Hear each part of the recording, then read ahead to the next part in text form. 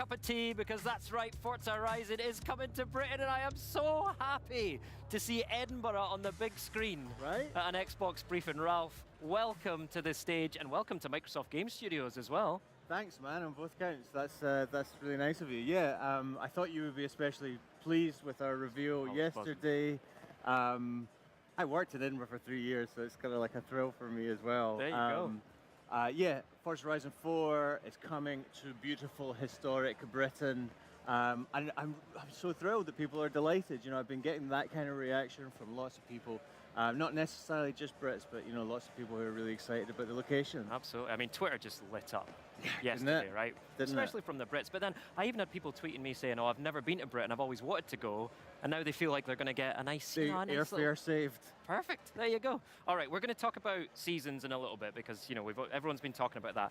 I want to talk about the shared world, right? Because you previewed some of that on stage yesterday, but this looks so interesting and so important for Forza Horizon going forward, right? So tell us how the shared world of Forza Horizon 4 works. You're absolutely right. Huge change for this game. I think it's kind of our job to keep moving things forward and doing new things, innovating. Shared world is really a big shift, a big change for Horizon. It comes about because basically one of our pillars is community. We think our game is better played with others. Absolutely. And really, this is the game I think which will allow us to bring our massive, creative, fun-loving Horizon community together, like we never have done before. So yeah, everyone plays in the same world. Everything is synchronized for all players. So weather, time of day, and seasons, of course, are synchronized for everyone. So you see a rainbow, everyone can see that rainbow. You see the sun go down, everyone can see the sun go down. And I think from shared experiences will come, you know, fantastic gameplay, connections, friendships, that kind of thing. You could see in Forza Horizon 3 that you were starting to move in that direction. Is this really the culmination of that road you started on there? And I think we could see it in our players in that game as well. Right, right. We have a lot of telemetry. We can see how people play the game. We were surprised by how many people played the game. Over 9 million people have played it so far, which is just ludicrous. But also the kind of play sessions they had, the kind of activities they took. Online free roam was super popular in that game. People would go there, and I used to go in and just drive around and find a bunch of drifters in a car park, and you'd leave them and you'd go find some other people down the road.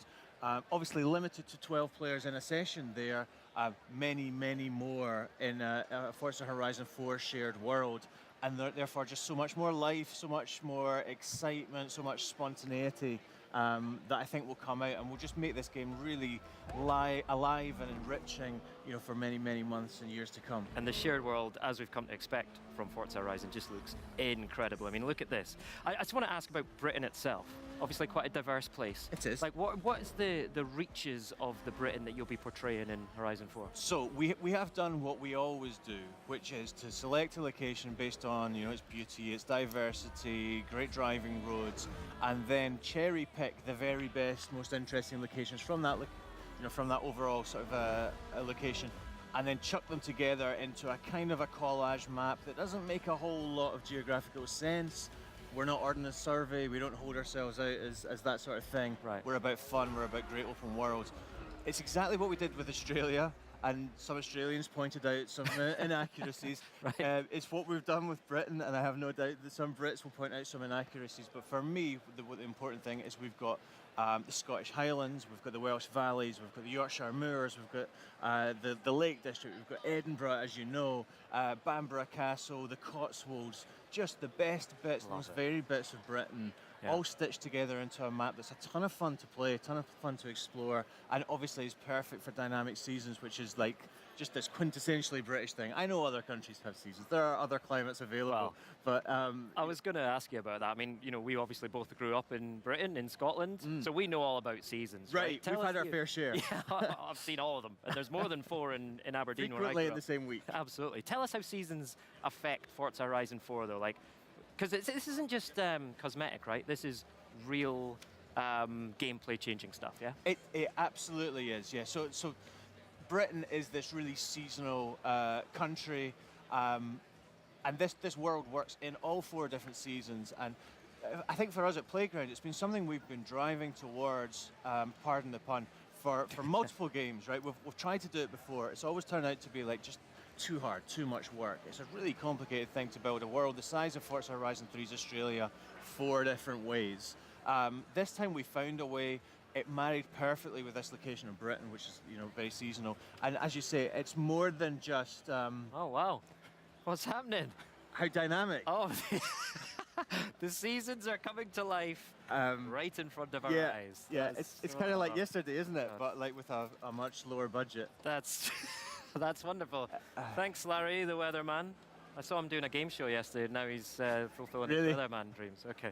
That's all the weather I have. Okay.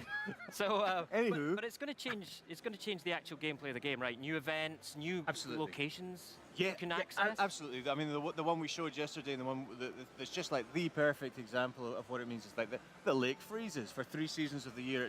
It's a lot of water. Right. In winter, it freezes. It allows you access to an island. What do you know? There's a barn found in the island. Like, how did it get there? I'm sure there's a backstory. In summer, water levels generally just get lower. There might be a river that dries up. If you imagine there's a race that follows it in summer, it's a very different proposition from in spring or autumn when the rainfall means the water is much higher. Right. That's an example of the kind of gameplay differences that you'll get.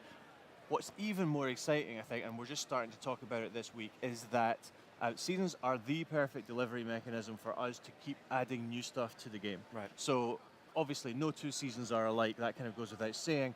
What we're also saying is that because of our commitment to support this game and evolve it post-launch, no 2 winters will be alike, no 2 springs will be alike. We're going to be able to bring new stuff, whether it's new features, new game modes, new experiences, constantly to the game, and that's kind of this team's commitment, not just to get this game to ship, and produce real quality when we launch in October, but also to continue changing it up and evolving it for months and years to come. Great. And one thing that got a big reaction when you were presenting yesterday on stage was the mention of 60 frames per second. I had a feeling it might. Yeah, that must be an amazing thing for you to finally bring to the game, right? It totally is. Like, we always talk about our most fan-requested features. Yeah. Certainly since we did the Xbox One X enhanced version of Forza Horizon 3 earlier this year, the most fan-requested feature I think I can say is a 60 frames per second option on Xbox One X. That's what we're delivering in this game, so you have the choice between performance and resolution, and ultimately Forza's all about choice. It's all about doing it your way, and we're delighted to give this option to our players.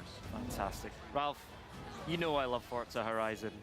It's so amazing to see it coming to Britain, and particularly my home country of Scotland as well. So thank you very much for that. Thank you for joining us on stage. Absolute pleasure. Thanks, man. All the best with it this week, mate.